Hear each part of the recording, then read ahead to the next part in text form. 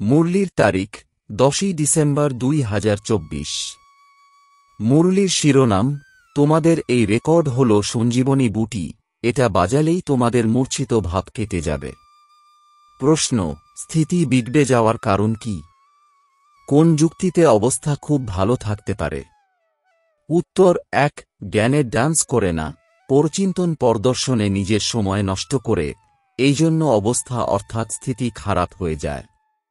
2, অপরকে দুঃখ দেয়, তাই তার প্রভাব নিজের স্থিতির উপরেও এসে পড়ে। স্থিতি ভালো তখন থাকবে যখন আচারাচরণে মিষ্টি হয়ে থাকবে, স্মরণের উপরে সম্পূর্ণ মনোসংযোগ থাকবে।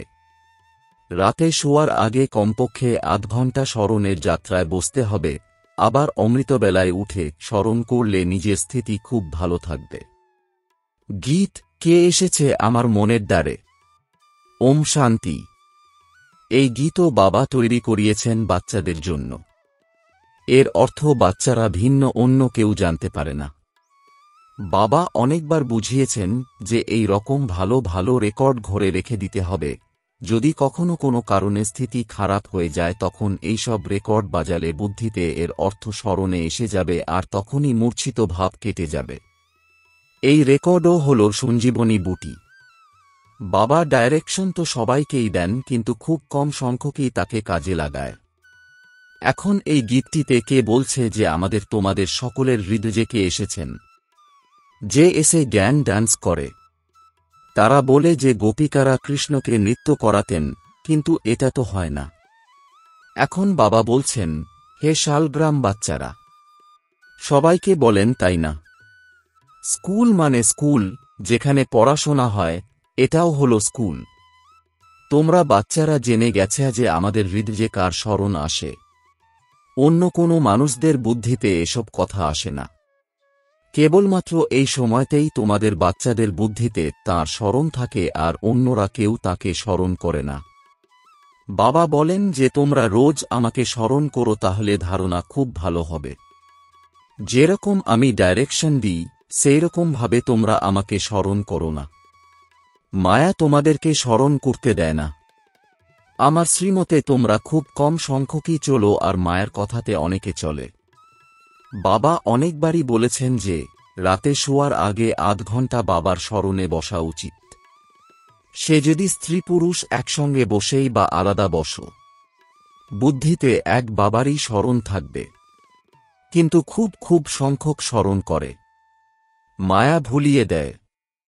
শ্রীমতে না চললে পথ পাবে কি করে? বাবাকে অনেক স্মরণ করতে হবে।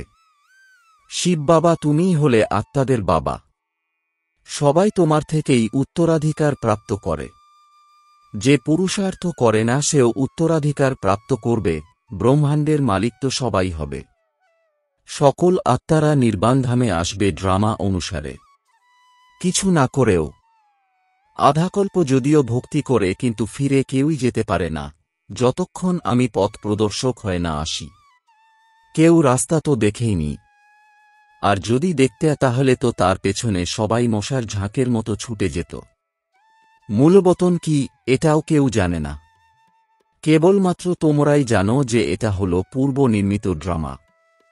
এটাকেই রিপিট করতে হবে।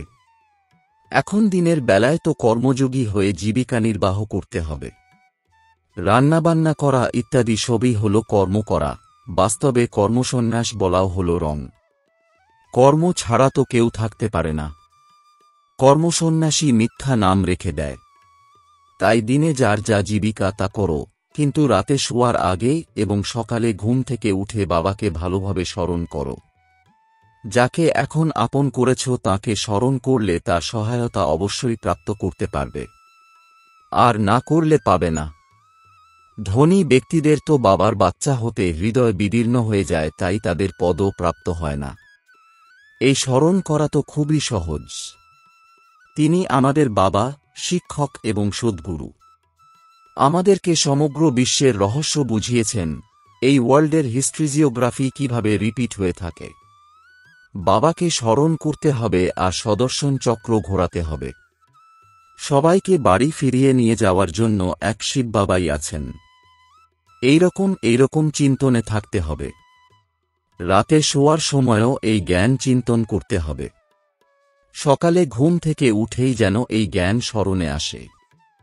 আমরা ব্রাহ্মণ থেকে দেবতা, আবার ক্ষত্রিয়, বৈশ্য, শূদ্র হব। তারপর বাবা আসবেন, পুনরায় আমরা শূদ্র থেকে ব্রাহ্মণ হব।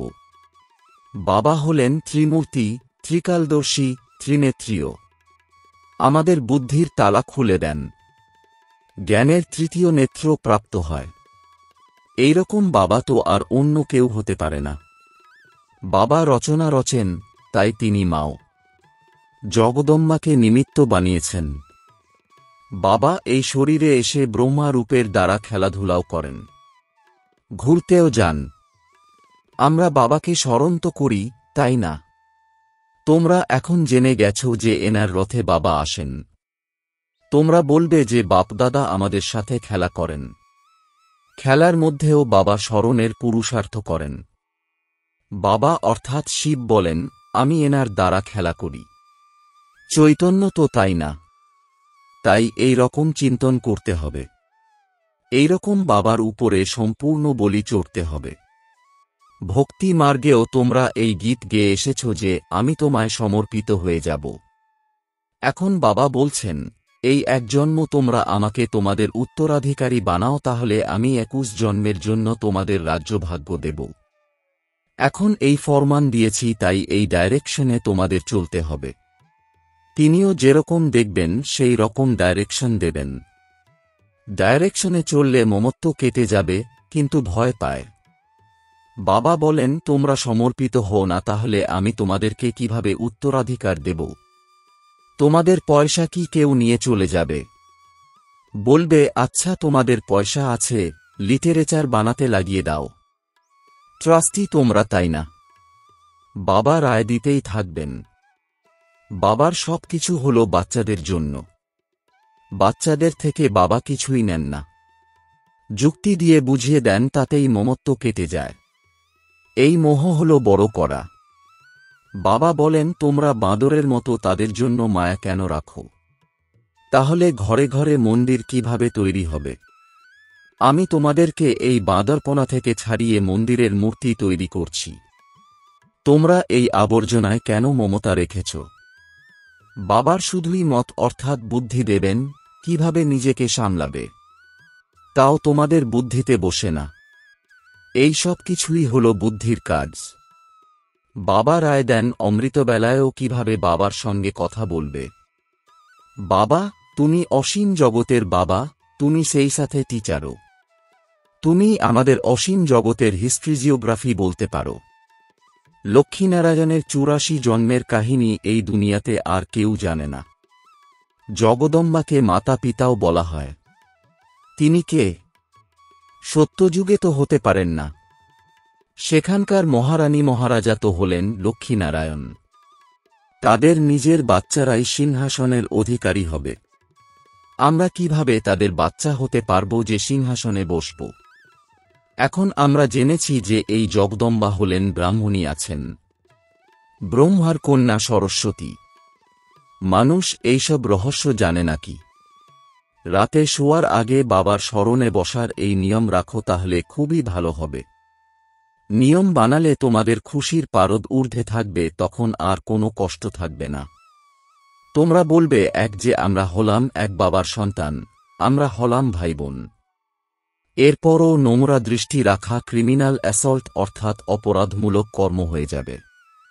নেশাও শত রজ তমগুণী হয়ে থাকে না। তমগুণী নেশা চড়ে গেলে মারা পড়ে যাবে। এই নিয়ম বানিয়ে নাও, কিছু সময় বাবাকে স্মরণ করে তারপর বাবার সার্ভিসে যাও। তাহলে মায়ের তুফান আসবে না।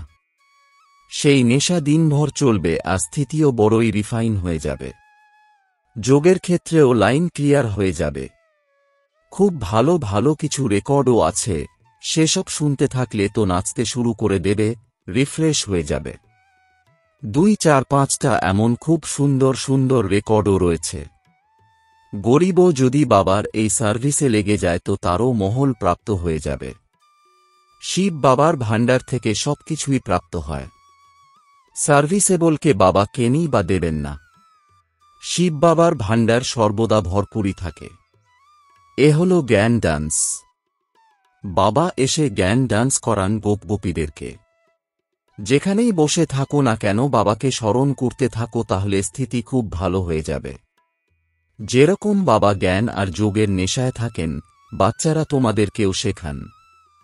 তাহলে খুশির নেশা তো থাকবে, না হলে তো পরচিন্তন পরদর্শনে থাকার জন্য নিজের স্থিতিকে খারাপ করে ফেলবে। সকালে ওঠা তো খুব ভালো। বাবার স্মরণে বসে বাবার সঙ্গে মিষ্টি মিষ্টি কথা বলা উচিত। যারা বক্তৃতা দেয় তাদের তো বিচার সাগর মন্থন করতে হবে। আজ এই পয়েন্টের উপর বোঝাবো, এইভাবে বোঝাবো। বাবাকে অনেক বাচ্চারাই বলে যে আমি চাকরি ছেড়ে দেব, কিন্তু বাবা বলেন যে প্রথমে সেবার প্রমাণ দাও। বাবা তো স্মরণের যুক্তি খুব সুন্দর বলে দিয়েছেন, কিন্তু কোটির মধ্যে কয়েকজনই বেরোবে যাদের এই অভ্যাস থাকবে। কারোর তো আবার খুব কম জনেরই স্মরণ থাকে। তোমাদের কুমারীদের নাম তো খুব গৌরবান্বিত হয়ে আছে। কুমারীদের সবাই পায়ে ধরে। তোমরা 21 জন্মের জন্য ভারতকে স্বরাজ্য প্রদান করে থাকো। তোমাদের স্মরণিক হল মন্দির। ব্রহ্মাকুমার কুমারীদের নামও প্রখ্যাত হয়ে গেছে, তাই না? কুমারী সেই যে 21 কুলের উদ্ধার করে, তো সেই অর্থ তো বুঝতে হবে। তোমরা বাচ্চারা জানো যে এ হল 5000 বছরের ড্রামা, যা কিছু অতীত হয়ে গেছে সেটাই ড্রামা। ভুল হলেও তা ড্রামা।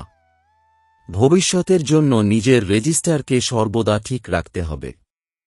পুনরায় যেন রেজিস্টার খারাপ না হয়ে যায়। খুব বড় পরিশ্রম রয়েছে, তবেই তো এত উঁচু পদ প্রাপ্ত হবে। বাবার হয়ে গেছো, তাহলে বাবা উত্তরাধিকারও প্রদান করবেন। সতীন পুত্রকে কি কখনো উত্তরাধিকার প্রদান করবেন নাকি? সহায়তা করা হহ বাবার দায়িত্ব। যে সেন্সিবল হবে সে প্রত্যেক কথা দিয়ে সাহায্য করবে। বাবা দেখো কতখানি সহায় হন। সাহসী বাচ্চার জন্য সাহায্যকারী স্বয়ং ভগবান। মায়ার উপরে বিজয় পাওয়ার জন্য অনেক শক্তির প্রয়োজন হয়। একমাত্র আত্মিক বাবাকে স্মরণ করতে হবে, অন্য সব সঙ্গ ত্যাগ করে এক সঙ্গ জুড়তে হবে। বাবা হলেন জ্ঞানের সাগর। তিনি বলেন আমি এনার মধ্যে প্রবেশ করি, কথা বলি। আর তো কেউ এ সমস্ত কথা বলতে পারবে না যে আমি হলাম বাবা, টিচার এবং সদ্গুরু। ব্রহ্মা, বিষ্ণু, শঙ্করের রচয়িতা আমি। এই সমস্ত কথাগুলো এখন তোমরা বাচ্চারাই বুঝতে পারো। আচ্ছা, মিষ্টি মিষ্টি প্রশিক্ষার্থী বাচ্চাদের প্রতি মাতা পিতা, বাপদাদার স্মরণের স্নেহসুমন আর সুপ্রভাত। আত্মাদের পিতা তাঁর আত্মারূপী বাচ্চাদেরকে জানাচ্ছেন নমস্কার। ধারণার জন্যে মুখ্য সার।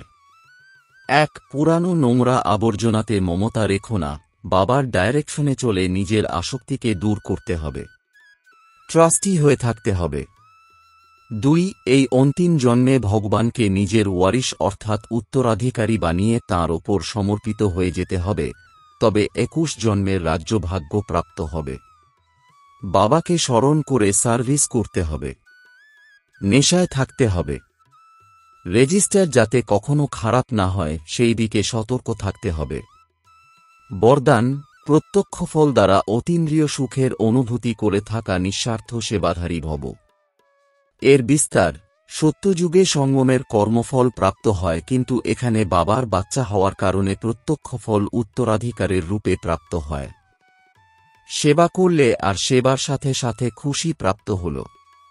যারা স্মরণে থেকে নিঃস্বার্থ ভাবের দ্বারা সেবা করে তাদের সেবার প্রত্যক্ষ ফল অবশ্যই প্রাপ্ত হয়। প্রত্যক্ষ ফলই হল তাজা ফল যা এভার হেলদি বানিয়ে দেয়।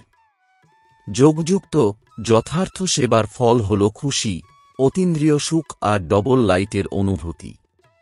স্লোগান, বিশেষ আত্মা হল সে যার নিজের আচরণের দ্বারা আত্মিক রয়্যালটির ঝলক আর নেশার অনুভব করায়। ওম শান্তি।